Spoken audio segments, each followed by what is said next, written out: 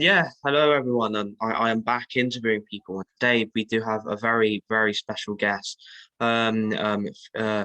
Featham. And could you please introduce yourself? Yes, my name is Fred Featham. I'm originally from the north of England, Stockton-on-Tees. After an odyssey of traveling many years ago, I found myself in a beautiful seaside town in Greece called Rethymnon, and I've stayed here ever since. Wow, it's lovely. So I know that you are a very renowned artist, and you love your art, and yeah, that's pretty much like me. I love art, and I used to do it a lot when I was younger. It's slowed down a bit now, but I still do love it. And your art exhibition called FORTEZZA, you do various art styles, and I know your son, and he's been with me, and we met during the Diane Award, and we have a very close link, and he's done a lot for us, and and we'd just like to thank you for making such an amazing school. And so could you tell us a bit more about this FORTEZZA art exhibition? Well, if I start at the beginning, I've always been interested in painting and drawing.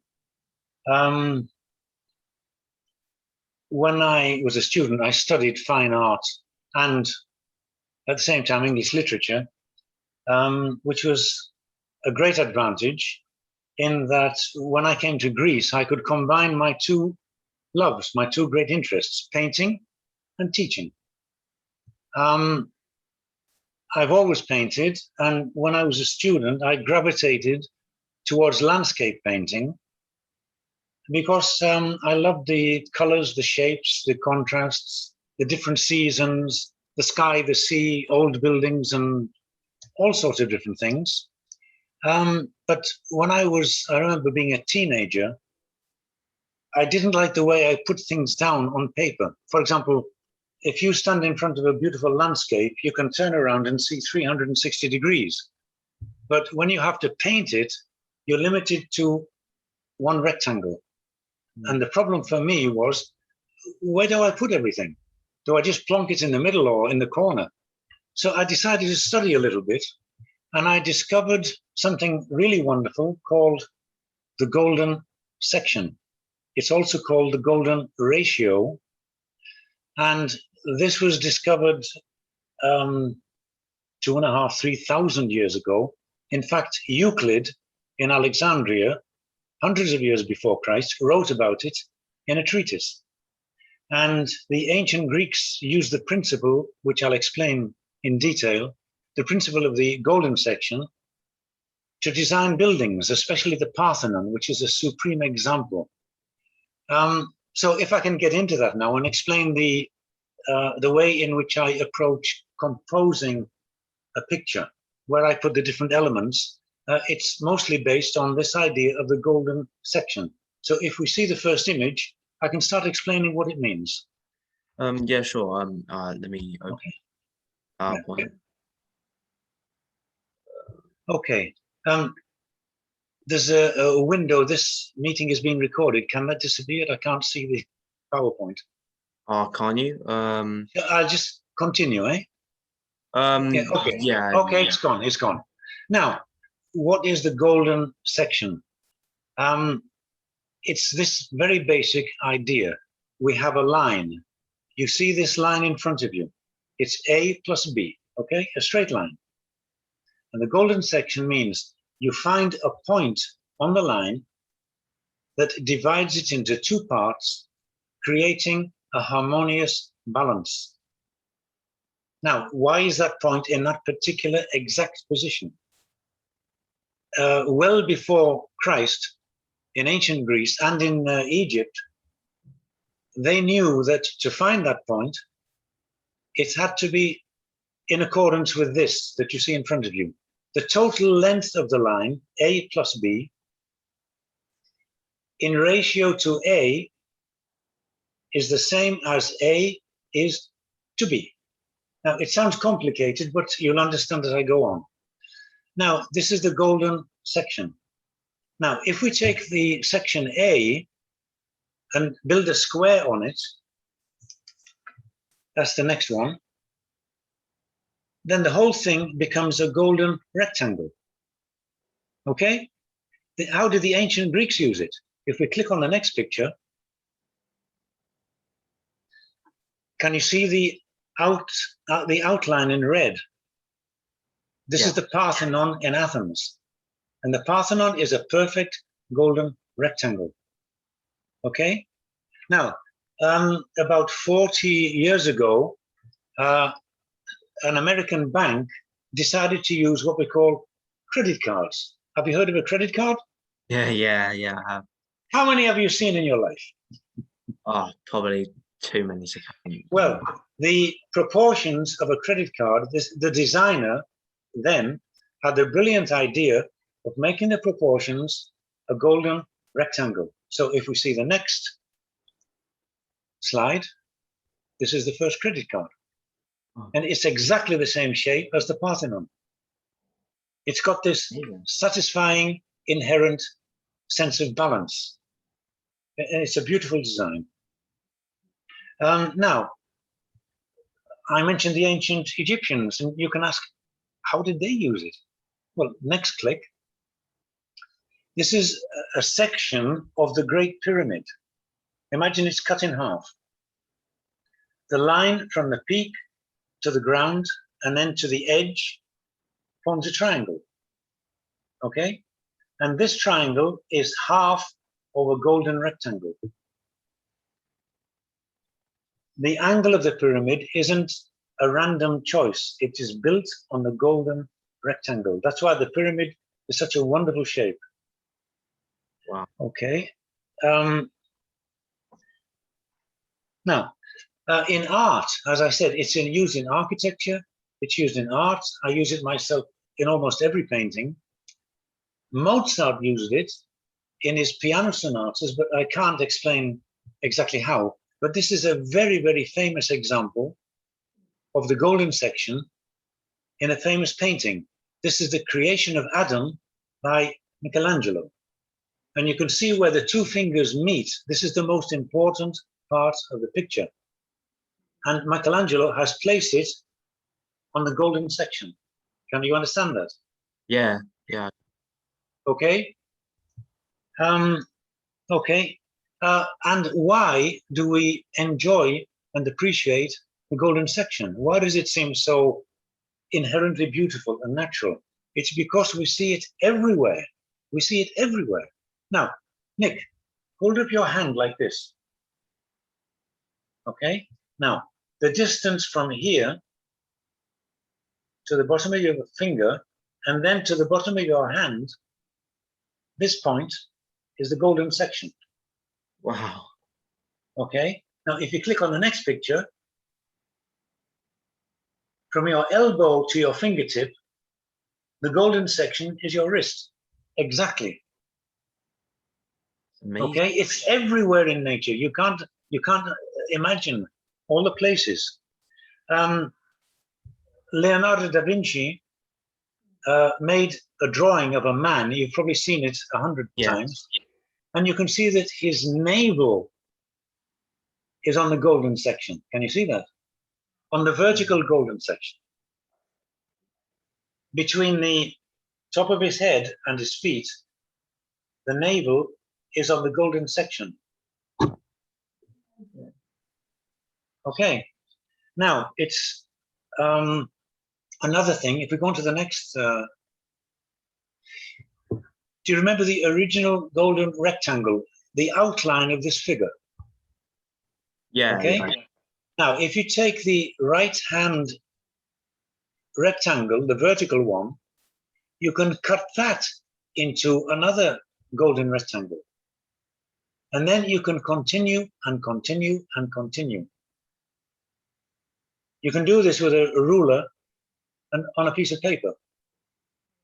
And then if you start from the corner and connect the points, the dots all the way around, you create this golden spiral, which is very important.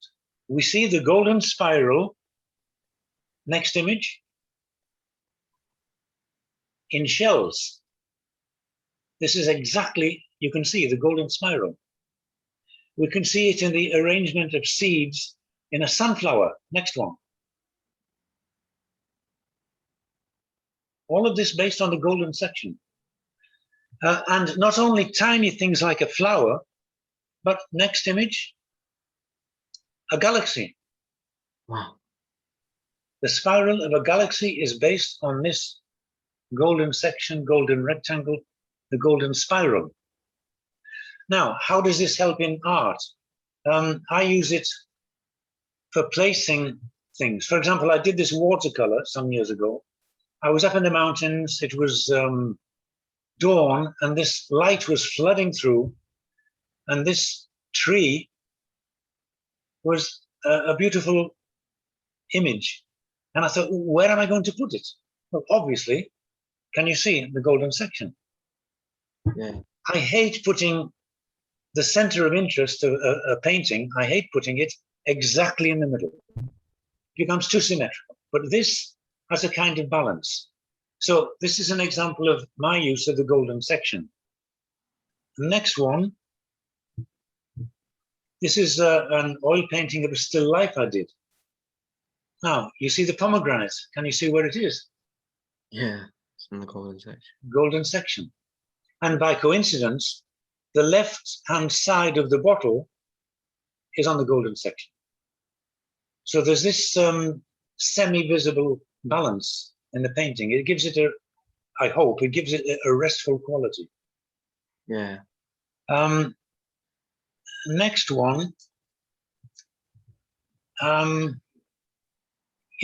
had lots of exhibitions, watercolors, oil paintings, mostly landscapes. But about 3 years ago, I sat and thought, it's time for my next exhibition, but what am I going to focus on? And I happened to be browsing through a book of woodcut prints by the legendary Hokusai, a Japanese engraver. And he had produced a series of 36 prints of Mount Fuji in Japan. Wow. And I thought, wow, what a brilliant idea. So if Hokusai can do Mount Fuji 36 times, maybe Fred can do the fortress 20 times. And that was the beginning of this idea. So I decided I would paint 20 oil paintings, 1 meter by 75 centimeters, based on the fortress. And I would go out and study it before dawn, midday, night, in the winter, in the summer, spring, and I got all these different images. And using the golden section, I arranged them in compositions. Now, the next one, this is a side view of the fortress. You can see it's built on a promontory sticking out from the town of Rethymnon. It was built because of the Ottoman raiders, the pirates, and other people who wandered around the Mediterranean in the 16th century, attacking seaside towns. And the people in Rethymnon got a bit fed up. They were under Venetian rule at the time. So the Venetians said, we're going to build a wall around this to protect the town. So they built this very strong wall in 1570. The next year, 1571, some gentlemen from the Ottoman Empire came and destroyed it. So in 1573, they decided to, I think the word today is refurbish the old castle.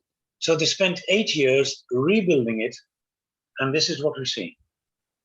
Oh. When the Turks took over, centuries later, of course, they built a mosque in the middle. You can see the dome. Yeah. Okay. And then later, of course, the Turks left, and this was left for the people of Rethymnon. Okay, next image. Now, this is one of the times when I was up before dawn, waiting for the sun to come out. And suddenly it appeared. It was a cloudy morning. The clouds started clearing, the sun appeared, and it produced this ghostly image of the fortress. Can you see the fortress? Yeah, I can, yeah.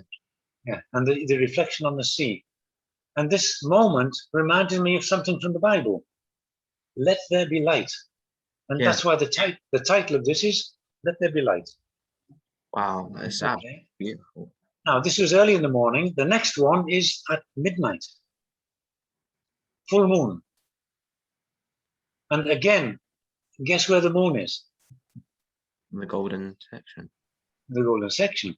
In reality, it was further, much further to the right. But being a painter, I moved it to the golden section. And of course, I had to accommodate the reflections on the water and so on, but it's in a good position. Yeah. Another one, the next one, I was walking around the fortress in the evening, and it's floodlit so that people can admire it. And this, I saw this and I suddenly realized this wasn't my next painting. But the light was just catching the rocks on the side of the fortress in the evening.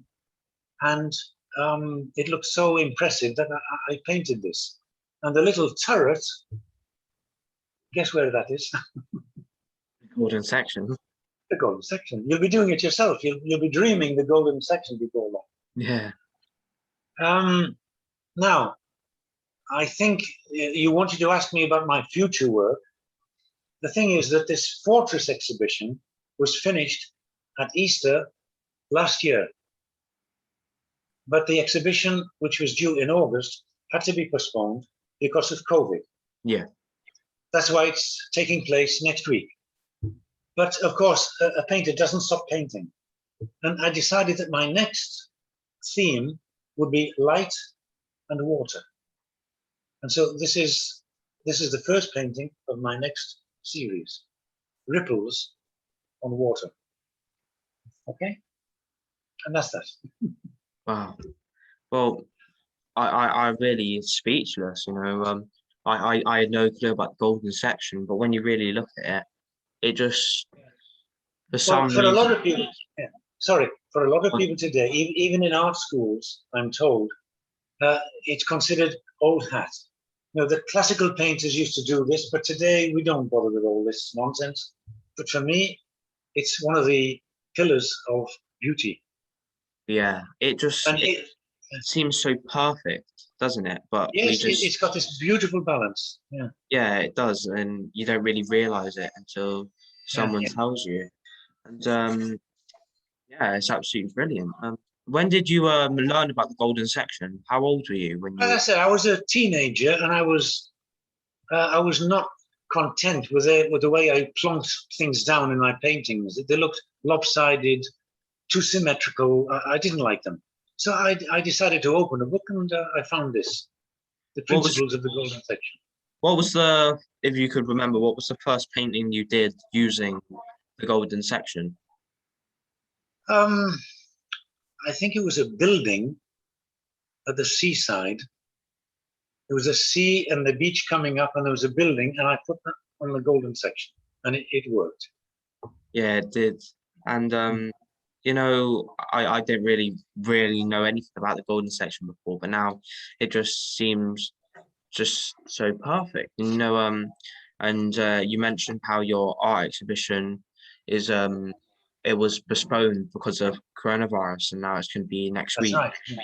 You know, how have you coped over lockdown? Do you think that it's really you know, kind of halted how much work you're producing, or do you think you've managed Not to? at all, not at all. Even though we were in lockdown, we were allowed to go out to exercise or to go for a ride each day. So I wasn't really restricted in that respect. I could go out and search for subjects. And in any case, painting is quite a lonely business.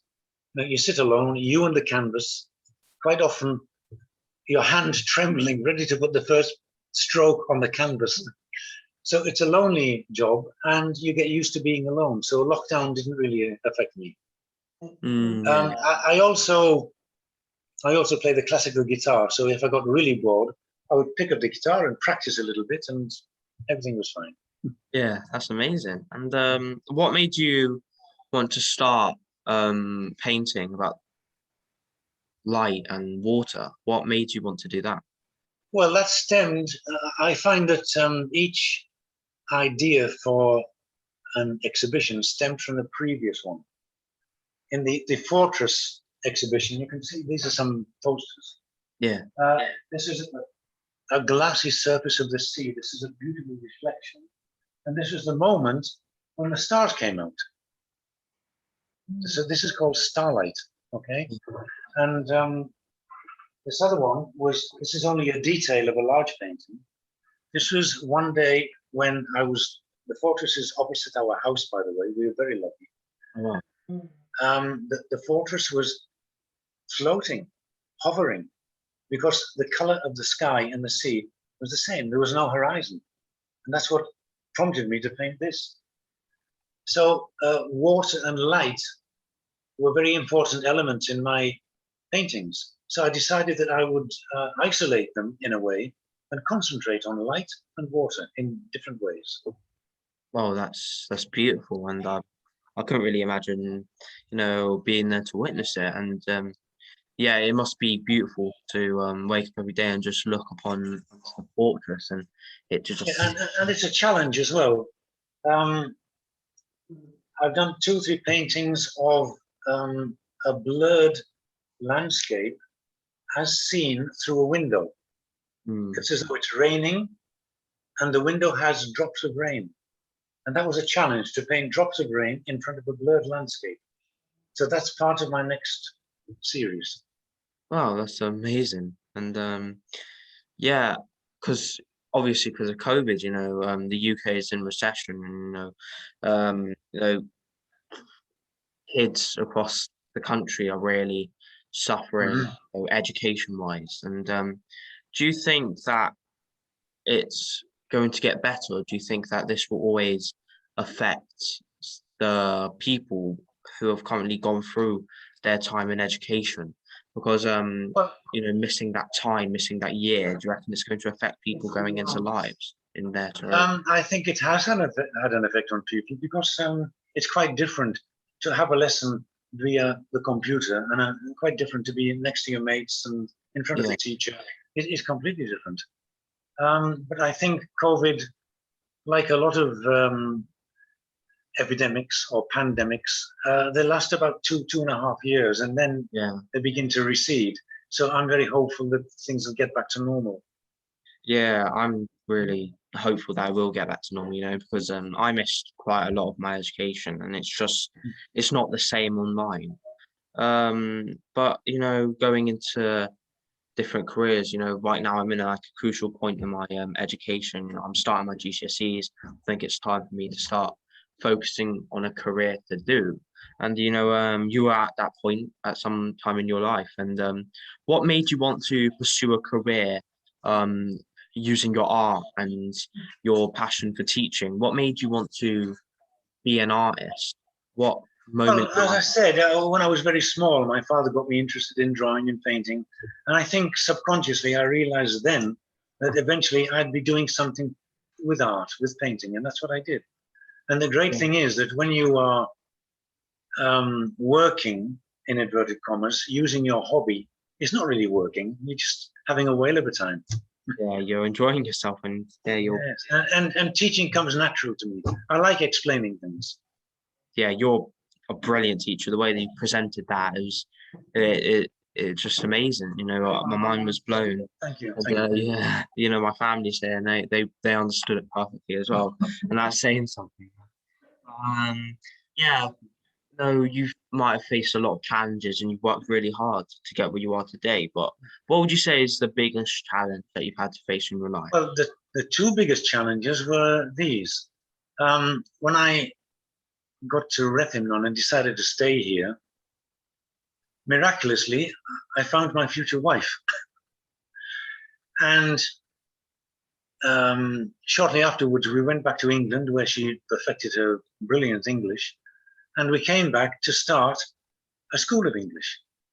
And in those days, schools of English, decent ones, were very few and far between. So we had to start from scratch, really studying, finding out methodologies, adapting it to the Cretan situation. So that was quite a big challenge. And the other one was having to learn Greek almost by myself. There were no schools, no books. The only books were analyzing the Iliad or the Odyssey, which were not very suitable for modern Greek. Yeah. But slowly I managed. And now I'm a member of the Institute of Linguists as a Wow. translator. How long So- do you reckon it took you to, perfect Sorry? Greek? How long do you reckon it took you to perfect Greek? Well, I've never really perfected it, but I got to a fairly fluent level within about 10 years, I would say. Yeah, because Yeah. I need to learn Greek. I'm not too good with it, but I Well, you probably know that, when I started learning, I was afraid that the nouns would be masculine and feminine, like I learned at school. That used to drive me crazy. And then the people here said, "Oh no, we don't have that. We have masculine, feminine, and neuter." I went crazy then. But anyway, you get used to it. Yeah, because I've been doing French this year and was just learning between masculine, feminine, all these different things. There's like 5 words for one word in English, and it's just. Well, if I tell you there are 18 words for the word "the." Yeah, I know. It's absolutely crazy. You know that, Yeah, and it really does. It's a challenge. It's hard, and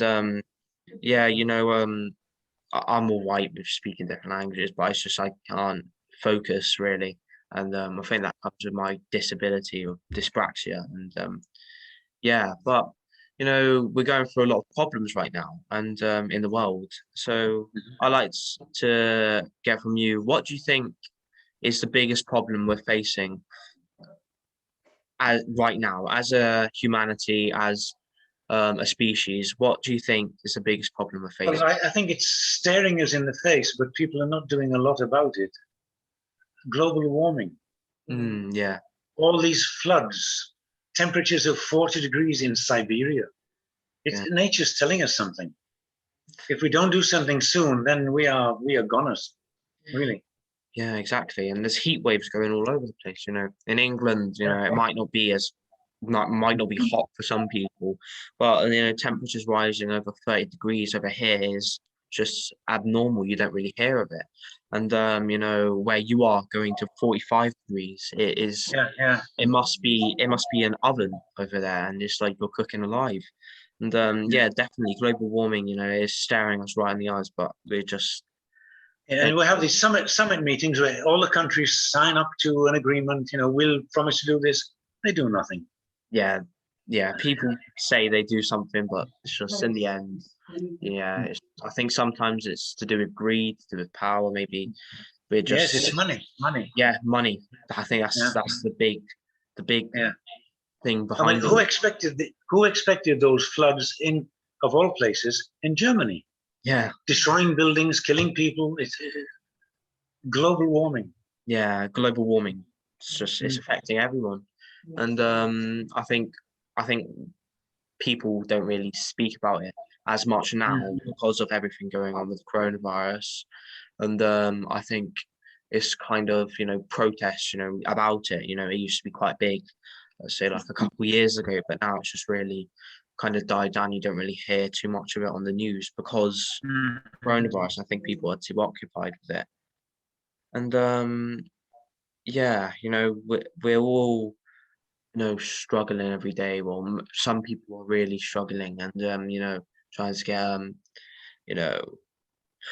get through certain problems. In England, a lot of people rising with mental health because they don't know how to cope, how to get through this lockdown. It might be because of their friends or family passing away, but there are different ways of coping with certain problems. How do you cope with all these stresses going on in your life? You know, it must be hard over there, you know, with the heat. Well, it's not too hard. You know, thank God we haven't lost anybody to COVID.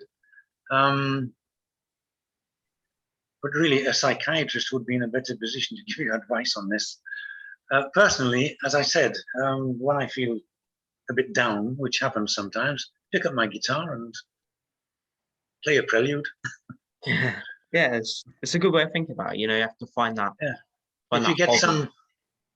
if you find some hobby that you are passionate about, then time stops. Yeah, and you just go into your own world and you just enjoy it, don't you? And Yeah. yeah, it's just a way to pass the time, especially.